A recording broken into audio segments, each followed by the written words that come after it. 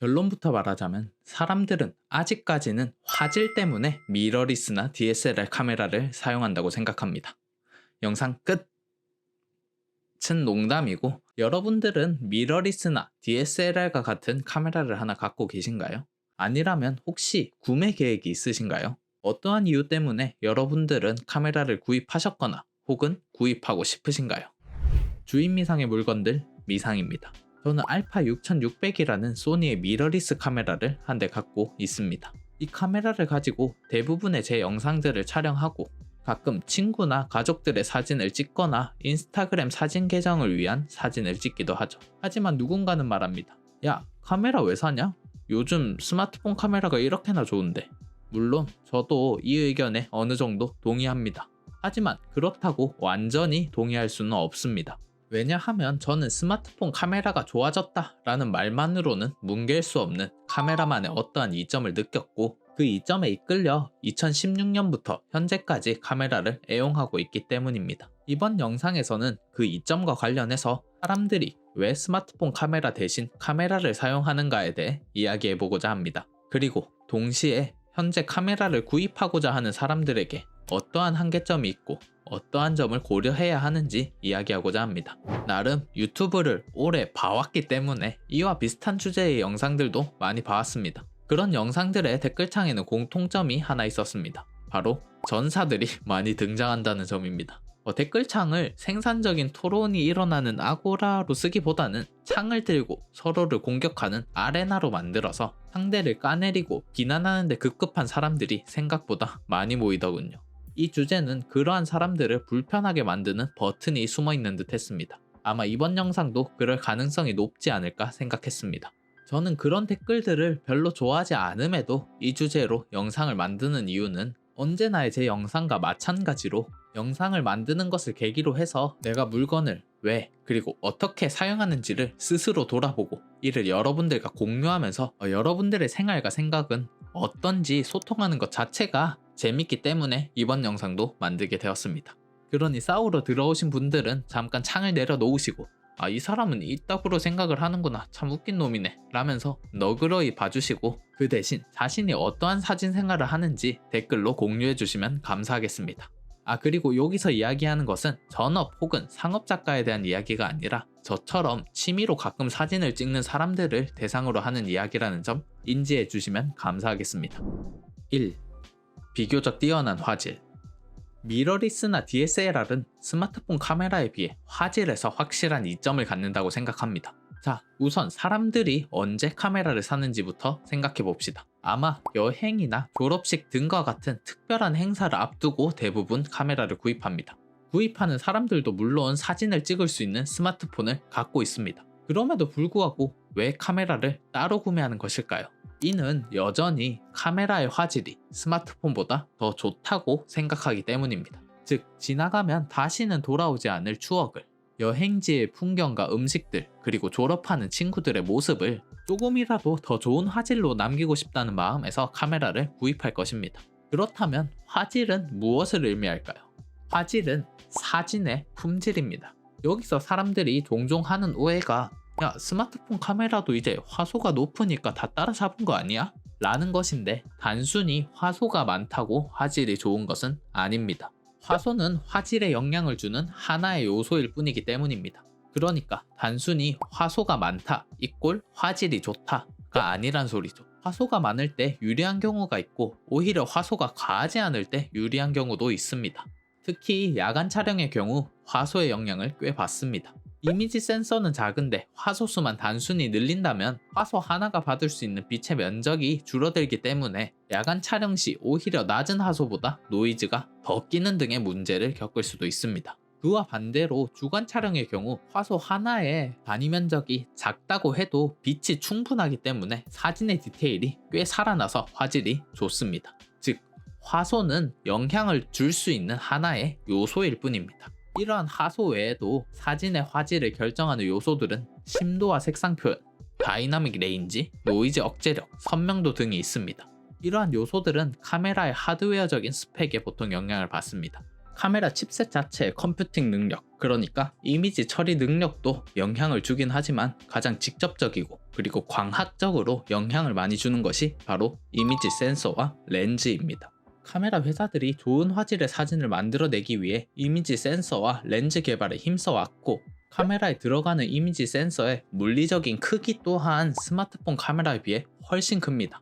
또한 렌즈의 경우 수차나 왜곡을 줄이기 위해, 그리고 조금 더 선명하게 빛을 담기 위해 여러 매의 렌즈를 포함하고 있어서 크고 길쭉합니다. 개인적으로는 아무리 스마트폰 카메라와 컴퓨팅 사진이 좋아졌다고 한들 여전히 스마트폰 카메라의 이미지 센서는 작고 렌즈 또한 작습니다.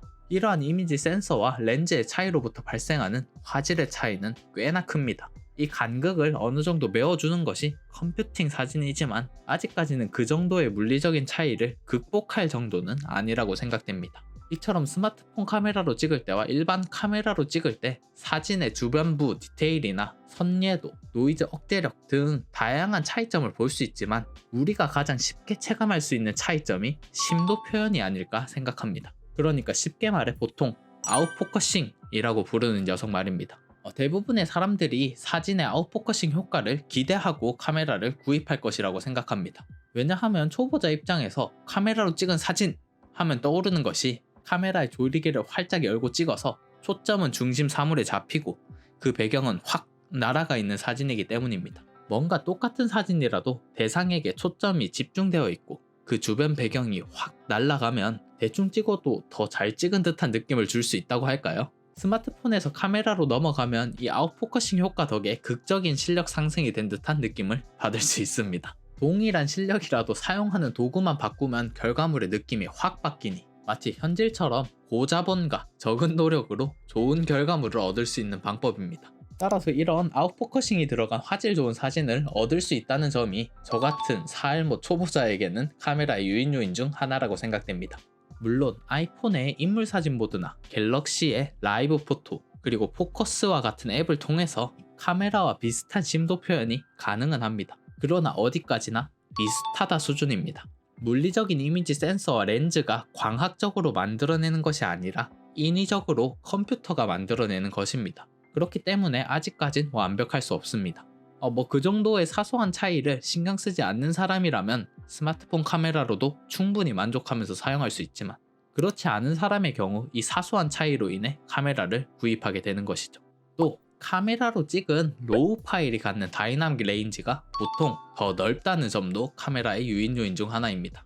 요즘은 스마트폰 카메라도 로우 파일을 지원하기 때문에 스마트폰 카메라로 사진을 찍어도 손상이 적은 보정을 할 수 있습니다. 하지만 보정을 할 수 있는 정도에서 일반 카메라와 차이가 납니다. 왜냐하면 카메라별로 다이나믹 레인지가 차이가 있기 때문입니다.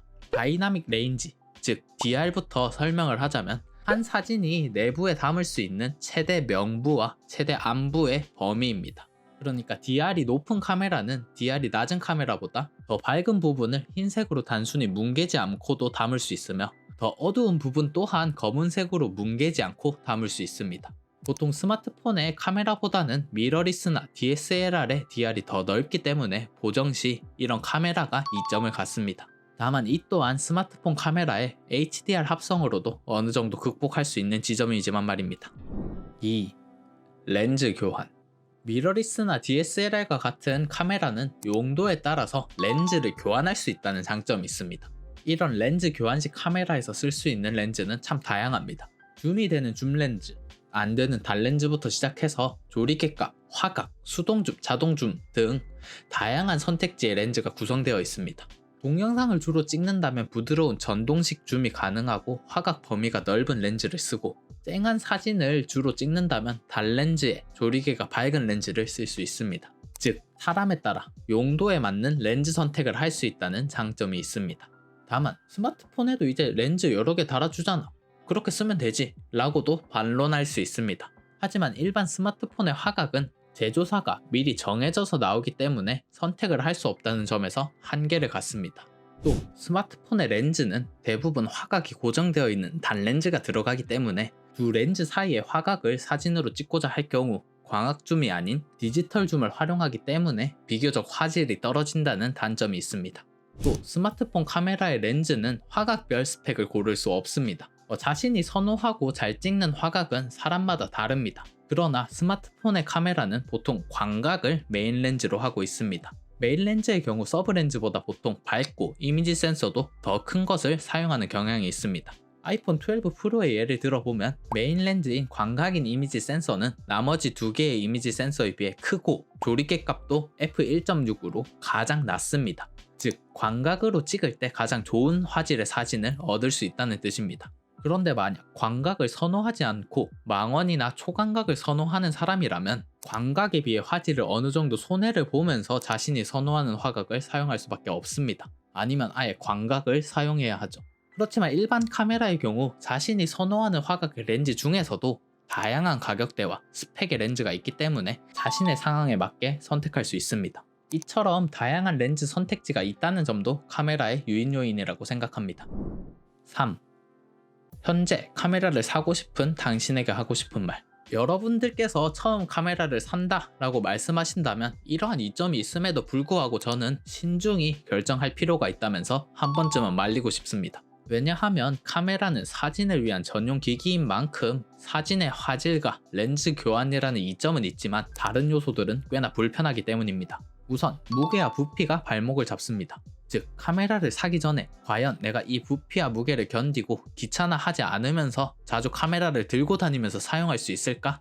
라고 스스로에게 먼저 질문을 던져보아야 합니다. 렌즈는 툭 튀어나와 있고 렌즈와 바디 자체도 꽤나 묵직하기 때문에 얍실한 스마트폰에 비해 굉장히 휴대성이 떨어집니다.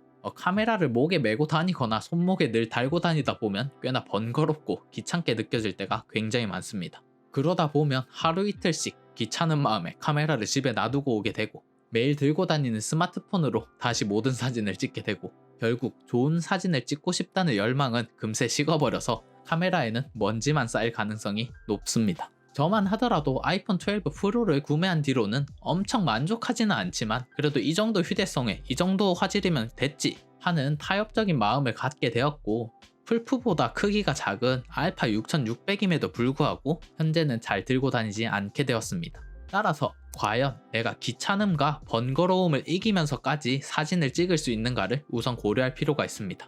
그 다음으로 발목을 잡는 부분은 가격이라고 볼 수 있습니다. 제 생각엔 카메라로 사진을 찍는 취미도 돈이 적게 나가는 취미는 아닙니다. 바디 자체도 가격이 꽤 나가는 데다가 앞서 말했듯이 렌즈 하나하나마저도 가격이 꽤 나갑니다. 거기다 렌즈는 교환식이기 때문에 이것저것 하나씩 사 모으다 보면 밑빠진 독마냥 돈이 줄줄 빠져나가는 통장을 보게 될 것입니다.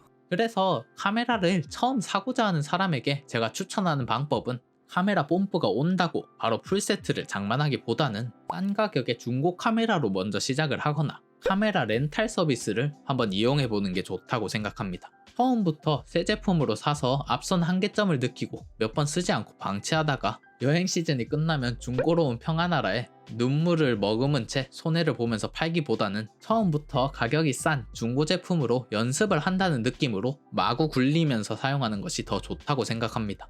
직접 몇 번 이렇게 카메라를 들고 다니면서 과연 내가 이 카메라의 번거로움을 극복할 수 있을까? 내가 이 귀찮음을 이기고 사진에 대한 열정을 식히지 않고 계속 사용할 수 있을까? 라는 견적을 한번 내본 뒤에 만약 그럴 수 있을 것 같다 이런 견적이 나온다면 그 카메라로 실력을 늘리고 실력이 늘면 더 좋은 카메라를 구매하는 것도 나쁘지 않다고 생각합니다. 만약 들고 다닐 견적이 나오지 않는다면 필요할 때만 카메라 렌탈 서비스를 통해 카메라를 빌리는 방법도 있습니다. 혹은 화질도 잡고 휴대성도 잡으면서 매일 쓰고 싶다면 조금 더 작은 카메라, 적어도 1인치 센서는 달고 있는 똑딱이 카메라로 눈을 돌려보는 것도 꽤 좋은 방법이라 생각합니다. 아니면 아예 스마트폰 카메라로 사진을 찍는 실력을 올리는 것도 나쁘지 않을 듯 합니다. 결론은 결국 자기가 만족할 수 있는, 자기가 감당할 수 있는 사진 생활을 하자입니다. 번거로움을 견디고 비교적 좋은 화질의 사진을 얻고 싶은 사람들은 비싼 돈을 주더라도 카메라를 사용하는 것이고 적당한 화질과 엄청난 편의성을 생각하는 사람들은 스마트폰 카메라로도 만족하면서 충분히 사진 생활을 즐길 수 있습니다. 그러니 니마 카메라 왜 씀? 스마트폰이 이렇게 좋은데 돈 아깝다 라든지 으이구 스마트폰 카메라로 뭘 한다고 라든지의 반응은 생산적이지 못하다고 생각합니다. 여러분들은 어떠한 도구를 활용해서 사진 생활을 하고 계신가요? 스마트폰 카메라와 카메라에 대한 여러분들의 생각은 어떠신가요?